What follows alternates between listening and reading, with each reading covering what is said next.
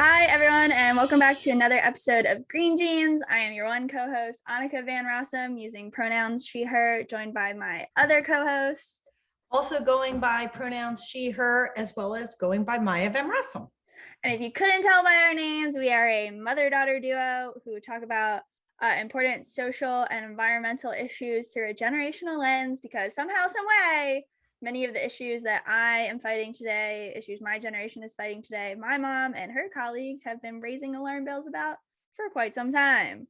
So that is it. I do want to give our topic for the day on. Actually, really quick, before we get into that, I have to just tell you about this outrageous thing I saw on the news this morning. Or actually on social media. So there's these guys called the Good Liars, and they're really funny, and they go to like basically right-wing stuff. Like they went to a Donald Trump rally and they basically poke fun. And so like there was one where they went and they yelled at Donald Trump during his speech, and they go, "This is boring. When's the good stuff gonna happen?" Like, because he's not interesting until he's crazy. So that was really funny. But not funny. If you listened to last week's episode, we talked about obviously the issues with guns and that we need gun control, but the Good Liars were at the recent NRA rally, and they had at 6 p.m. a what is it called, where you can carry a gun but hide it, whatever, like concealed weapon. Yeah, it was like carry and conceal fashion show. So like God. How you can like fashionably holster your gun. And I was like, seriously. I heard on the news this morning that there was a congressional meeting to talk about guns and gun control, and one Republican got on and decided that was the appropriate meeting to pull out his guns. Oh, the guy who put all the magazines in his thing? I don't know. And then I just know that he pulled it out. And then when leadership said to him, "I hope that gun's not loaded," his response was, "I'm in my own house. I can do whatever I want to with my guns." Okay. I mean, and it's like this mindset of this cavalier disregard, first off, for what's going on in the world and the message you're sending, but this idea that I can do whatever I want. Well, you know, in your house, there are also safety issues with guns. And, you know, one of the things, Annika, when we spoke on the last show, they hadn't yet gone back to the talking point of, quote unquote, hardening our schools.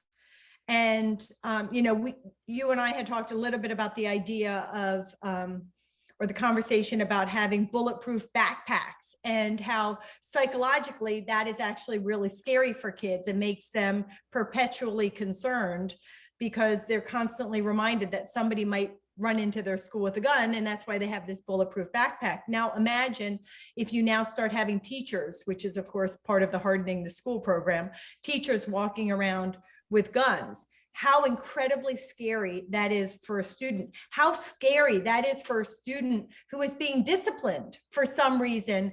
You know, perhaps there's a very legitimate discipline issue going on, but you're being disciplined by a teacher who has a gun.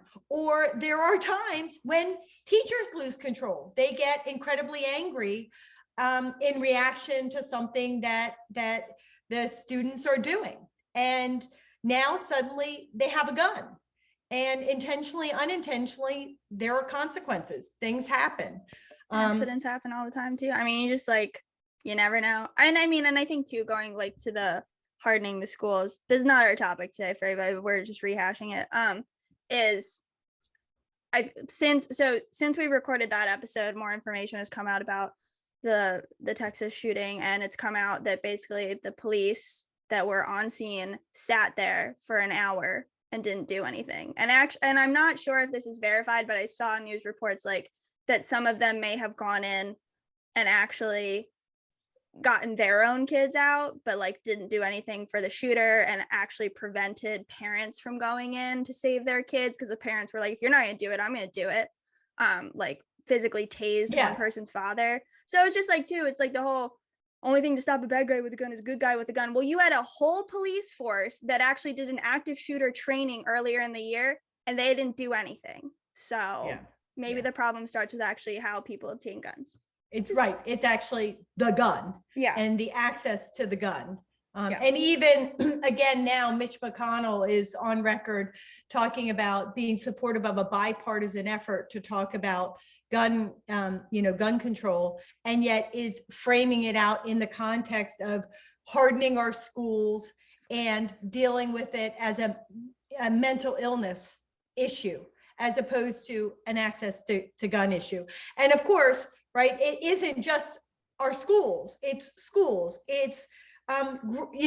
grocery stores, it's hospitals. Now hospitals, it's everywhere. So are we going to harden everything everywhere? So every building that we go into, there's going to have to be a metal detector? Oh, no, can't have that, because concealed weapons are allowed, because that's a constitutional right to bear arms, right? So, you can't actually, the most rational protective measures are not going to be allowed. And so hardening really is all about getting more weapons on site. And that is irrational. And we talked about the numbers last show, and how it really is the big difference between the United States and every other country is that we have 120 guns for every 100 people in the US that are out there in society, in the community. And in other nations, you were talking about 50, 30, in the teens, or less. So it is gun access. That is the problem. And that's what needs to be addressed. And it is offensive for any politician to be suggesting otherwise. Call Mitch McConnell the demon turtle. That's my affectionate name for him. That's what I think he looks like. Isn't that like diminishing turtles though? Yeah, it's an insult to turtles, but I have to call him something because I just don't think he's a human.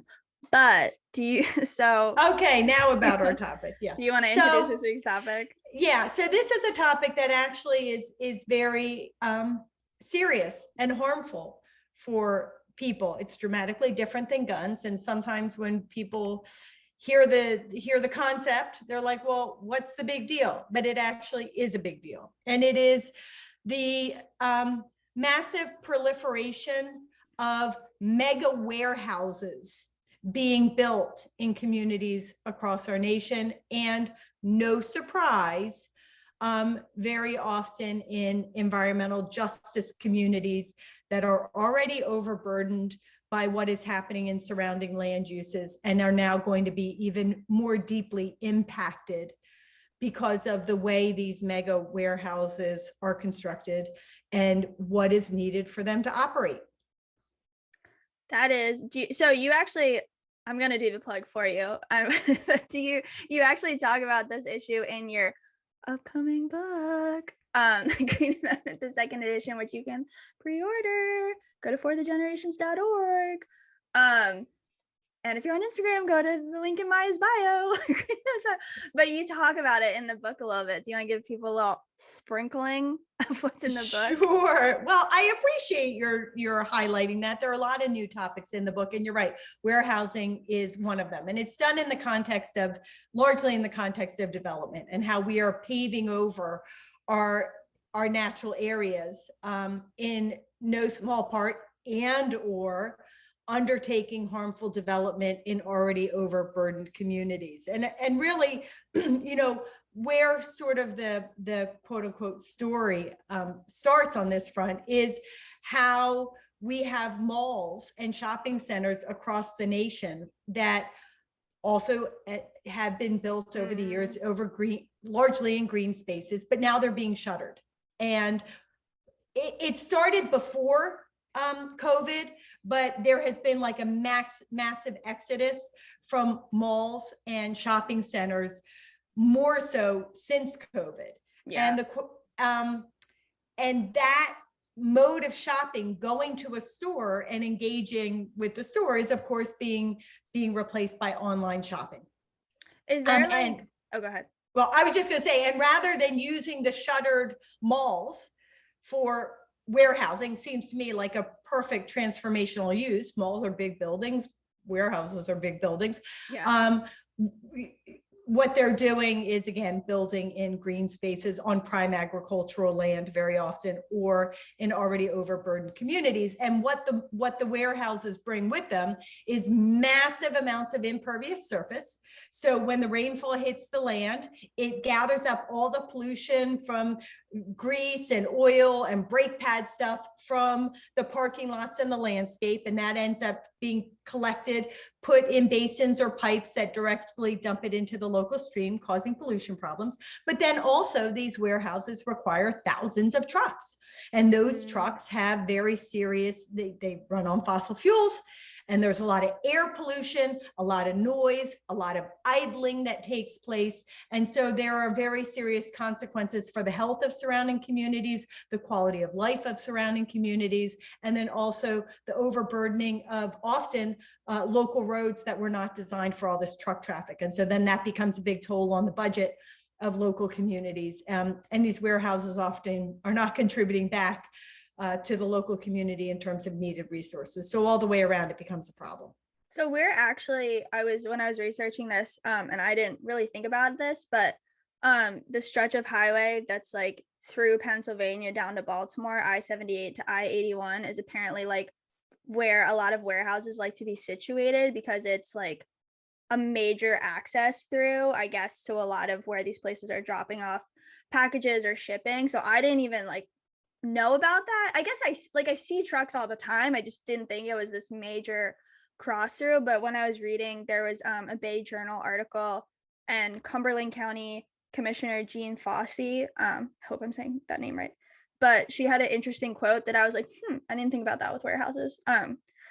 Also because I don't live in a neighborhood with one, and I'm not subject to the awful parts of it. But she goes, are you a good neighbor if you, so the warehouses are the neighbor, are you a good neighbor if you use the services of volunteer fire companies, but you don't support them financially?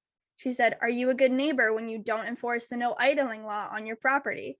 It seems to me that the industry could be working harder to mitigate the stressors they create. So just like, yeah, too, they're like, these people are neighbors, and they talk about helping the communities and like, oh, this will bring so many jobs, but they're also creating so much stress, not just on like people, but the land itself. And to give people a sense of what we're talking about, and I think often people think, well, I've seen warehouses, they're kind of big buildings, but what's the big deal? I mean, we really are talking about mega sized structures that are going in. And so up in White Township, New Jersey, there's a company called the Jandal Land Company, and they want to build some of this mega warehousing on prime agricultural farmland. So of course this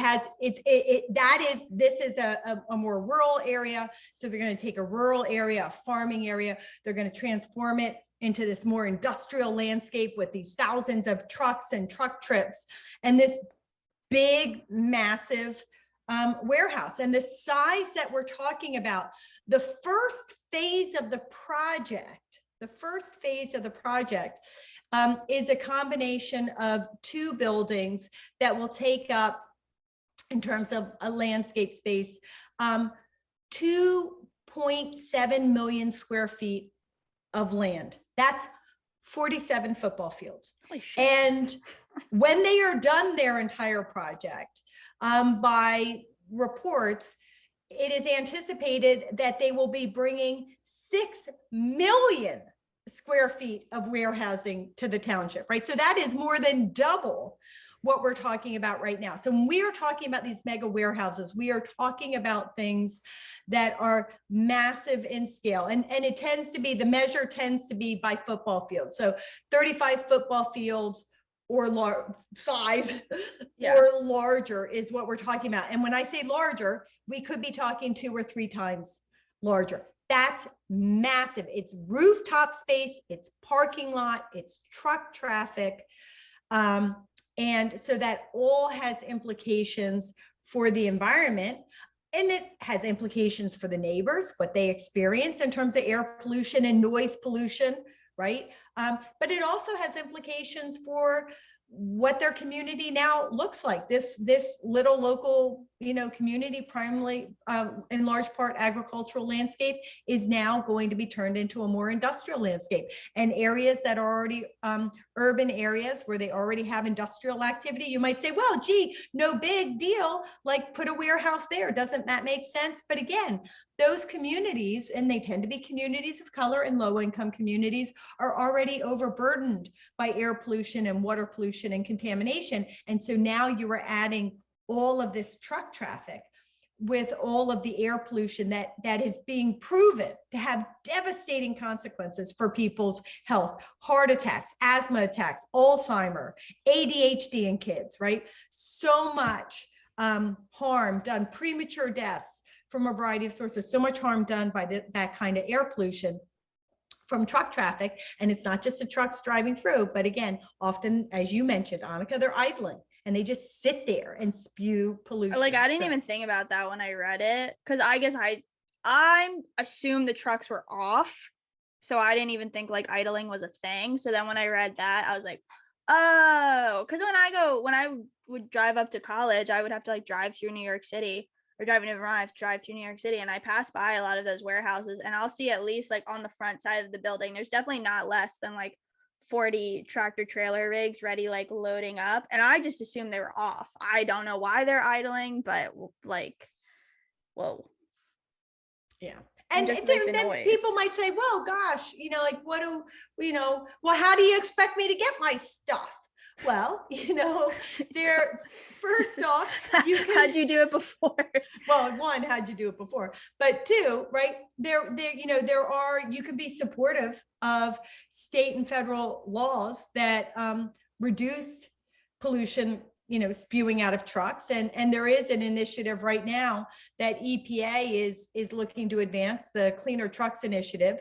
It is sure to have conservative opposition, but that is an initiative that would set tougher emission standards for heavy truck engines, addressing things like soot and smog. And then of course, we could mandate electric trucks, electric delivery vehicles. As you said, you could also not have the idling, but electric vehicles are a solution. They're quieter, they're cleaner, and that becomes a real option. Yeah, it's been interesting to see the amount of car commercials. Like, I think Ford, maybe GMC, I don't know, I think it's Ford, maybe Chevy, I don't know. I've seen a couple of like electric, they're obviously like pickup truck commercials, but I'm like, why don't we, I think there are public transportation buses that run totally on electricity now, or mostly, and I'm like, I just don't, the way the market is going, I personally think people want to spend their money on green companies, or companies that are investing in green technology or lower emissions. So I don't understand why companies aren't also putting their money that way, because I'm like, I feel like you would get so many more customers. Because I know so many people are like, I'm not buying from here because I know it's like a gas truck, for lack of a better phrase.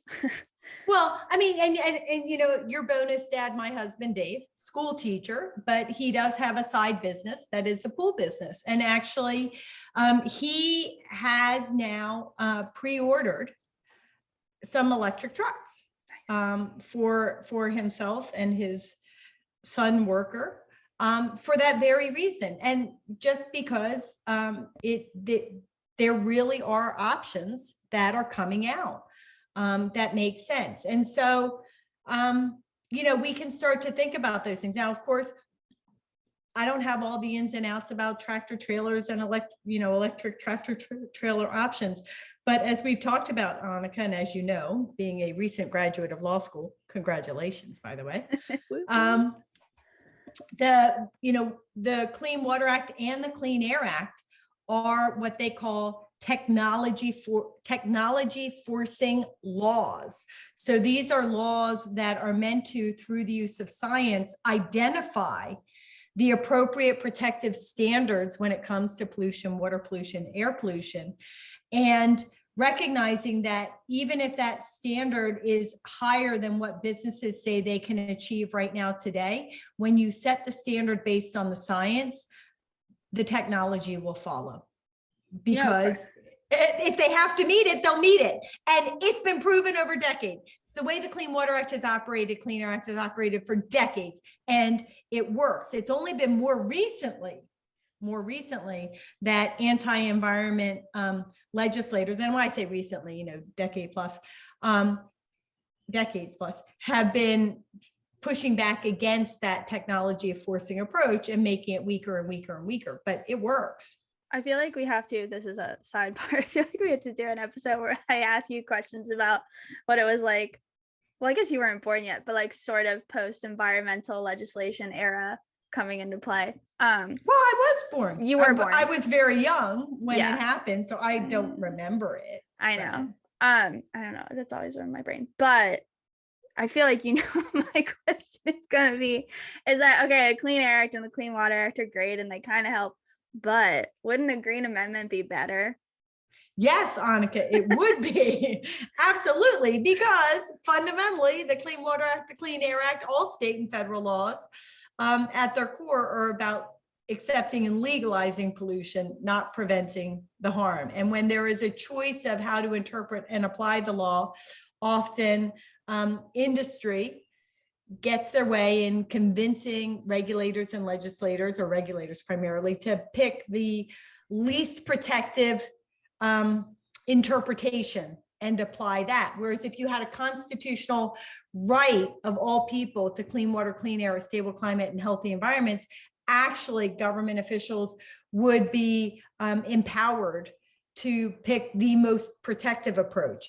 And it wouldn't just be about enforcing the regulations and the laws on the books. Necessarily, government officials would have to be thinking first, when we're passing these laws, these regulations, when we're implementing them, how can we avoid or minimize pollution and degradation? Not immediately accepting it as, oh gosh, industry says they have to spew this much stuff into the environment, into our communities, into our bodies. So let's just regulate it through permitting. It transforms the whole legal landscape and mindset. Which I'm also going to keep doing a plug for the Green Amendment because I do think that it's way better than other stuff.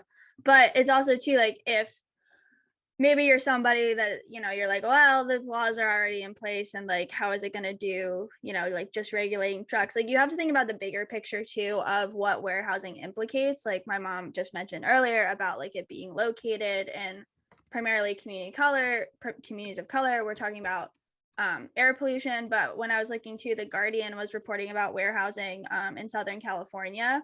And so it says there are more than 3,000 large warehouses in Southern California, and they are concentrated in areas that rank in the highest percentile for toxic emissions in the state. Also, populations living within a half mile of a warehouse are 85% people of color. There are 640 schools in the region that are located within a half mile of a warehouse, and more than 450 warehouses are located in the top 10% worst census tracts for traffic-related pollution. So I guess it's like emissions. But green amendments also help alleviate burdens on communities already. So you can't really even make the argument of like, well, it's only going to add like 5% more. You can already prevent more of a burden that's already there, if I'm saying that right. Say it again. Like you can prevent, like, I don't know. I feel like a lot of governments then like things are like, well, this community is already like screwed. We can just like tack on to it. And this is like, no, you can't. Oh, exactly. So, well, that's the way the law works now is there tends to be regulations and they say, you can put this industrial operation in this location as long as you only allow this much of pollution X, pollution B, pollution C, and pollution D. As long as you limit it to this amount, you're good. As long as you set it back that far from a stream, you're good. As long as you do this kind of stormwater management, you're good. Often those numbers are never protective enough, but that's what they're at. And then they say, if you have that, then you get your permit and you get to do your project. The problem is what happens when you have a community that already has 10 of those operations and now an 11th is coming into place. Well, when there was just 1 or 2 or 3, maybe that level of pollution spewing was not going to give somebody cancer or cause those kinds of health harms. But when you're talking about 10, 11, 12, 13, now you're having devastating, known, scientifically proven consequences. If you have a green amendment, the government doesn't just get to say, well, the regulation says as long as I follow these rules, A, B, C, D, I have to give the permit to this facility and they get to operate there. Now, because they have to protect the right of the people to clean water and clean air, they have to look at the existing condition, meaning how many facilities are actually already there? How much pollution is already in the air or in the water or on the land? If I permit this 11th, 12th, 13th facility, is it going to make it worse? Is it going to tip it to this to the point where we are violating somebody's constitutional right? If the answer is yes, then you can't just de facto say, okay, I'm going to issue the permit. You have to say, well, maybe I have to say no to that permit, or maybe I can issue this permit, but only if this facility does dramatically better in terms of pollution reduction, pollution avoidance, right? So it does, as you say, changes the review process.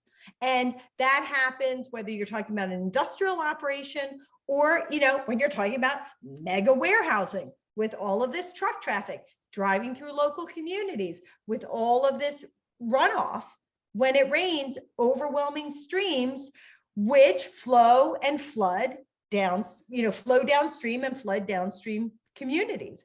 It adds a really important additive layer to what has to be done. Now, one of the reasons why I hesitated in response to your question was I was actually looking up this idea of electrified tractor trailers, which I, by the way, should have probably done before we started talking, and it is a thing. It is a thing that's happening. And so that's powerful and that's important. Nice. Cool. Great. Okay, so I think one of the cool things about this episode, obviously, is we're talking about warehousing. Well, warehouses aren't cool. But this is an issue in your book. Was it in the first book? No, this is in the set because it's really, I wrote the first book in 2017, right? And a lot has changed. And in the interim, that really is, we've had this massive proliferation of online shopping. So warehousing is one of many news stories and issues that have that are included in the new edition. Which is why I think people should read the first and the second edition. But if you want to jump into the second edition and go to forthegenerations.org and pre-order it, I can also put a pre-order link below the episode description. But I think that's why I like talking about the Green Amendment and why I think it's super powerful and why people should also click the donate link in the episode description too, which you'll see, is that it's a thing that covers like a myriad of issues and an issue that like didn't really exist, I guess, when you were like first starting on this, and it's a whole new thing. And like, if your people are probably hearing the thunder in Vermont that's happening right now. I don't know. And there are issues that were certainly issues like environmental justice, the climate crisis, the health ramifications that were touched on in the first issue, but I explore them in a more deep way. And in part because when I wrote the first edition, the Green Amendment movement really was in its infancy. It was literally through the writing of the book, the first book, that I coined the term, the Green Amendment. I had all the criteria and was advocating for this kind of amendment, but I didn't name it a Green Amendment until the book. And that name has really resonated with many communities and stuck. So there are a lot of things that I explore more deeply. There's also a lot more thinking that I've done about the power of the Green Amendment for environmental justice protection, how it really can be used to take on the climate crisis in a much more powerful and meaningful way than anything else that's out there that people have heard about. The environment impacts every aspect of people's health. So that was certainly in the first edition, but there's now a chapter on the health ramifications. And that's where I have a really powerful story from one of our previous guests, Annika Nicole Alanovich. Actually, people might in recent weeks have been hearing the news about how devastating those in the military being located next to burn pits, how their health has been devastated. Well, I actually have one of those stories, Nicole's story, in the book, and it is why Nicole is such a powerful advocate for a Green Amendment in New Mexico. Her health was devastated while serving in the military overseas. She's now back home, and what she's saying to her government officials is, thank me for my service by giving me a right to clean water and clean air so I can live a long and healthy life, which is really powerful. And that story is in there. But I do want to say to people, I actually disagree with you. I don't think they should, if you haven't yet read the first edition of the Green Amendment, hang on, pre-order the second edition and just read that, because actually there's so much more learning in the new edition, including how to advance a Green Amendment. In the first edition, it was sort of, this is a great idea, go try and do it, reach out to me if you need help. In the second edition, I really share that people really shouldn't do that. When in those situations where somebody didn't reach out, it's actually resulted in amendment language going forward that was not a Green Amendment, but was being characterized as a Green Amendment, and would not have been helpful had it advanced. People, there's so much learning that we've done. So I just want to be a partner with whoever wants to advance the Green Amendment, and we'll really explore how to make it happen in your state.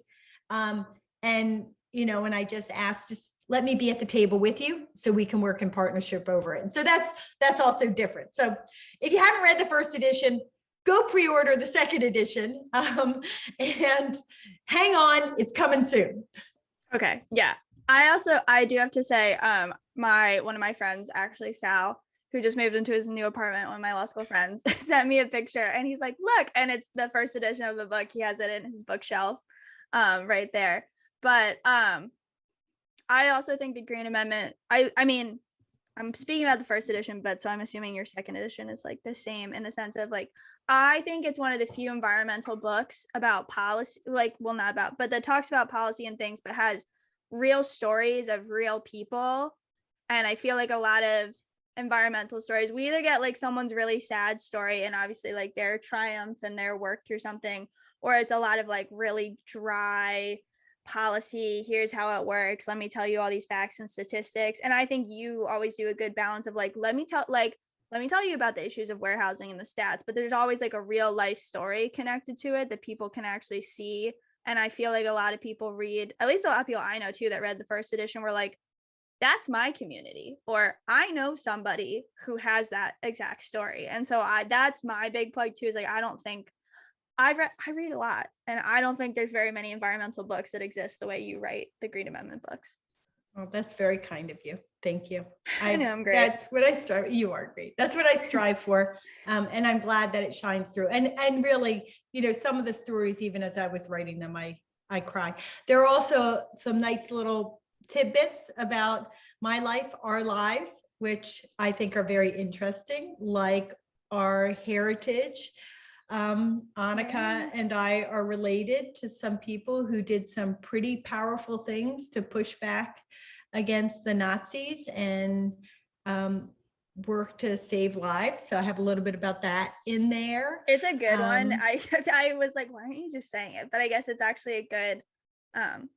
If I say it, then people don't need to get the book and read it. It's okay. It's just a little bit. It's just our family member has a Netflix documentary about them. Whatever, it's fine.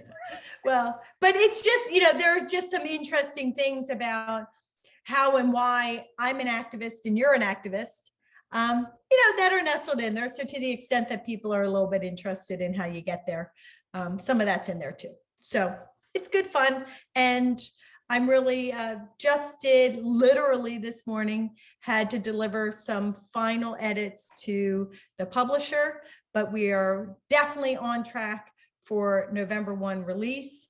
And I'm going to be working in the coming weeks to sort of set up talks and events for people who are interested in, getting together in person or on Zoom to talk about the new book. If people are interested in having you come for a book talk, how should they find you? Very easy. If they go to www.forthegenerations.org, there's a speakers page, or you can just send me an email, Maya, MAYA, at forthegenerations.org, and we will set it up. Yeah. All right. So keep an eye out. Look for the description here if you're listening on Spotify or YouTube. I will put where you can donate to the Green Amendment movement, where you can pre-order the book. Yeah. And as always, thanks for joining us. We will. Oh, do you have something to say? I have one other thing. So if people want to get involved in the North Jersey Janville warehouse issue, if they go to DelawareRiverkeeper.org, there's a page dedicated to it. This is a battle happening right now in White Township, and there are also other warehousing battles happening in our region that the Delaware Riverkeeper Network is very much a part of. So if you go to DelawareRiverkeeper.org, type in warehouse, you can not only learn more about this issue, but you can help the communities that are being challenged. And the other thing, as with all of us are more, I don't want to say all of us, I don't want to presume, many of us, myself included, right, are doing more online shopping. But the idea of not expecting next day delivery, if you can go to the local store,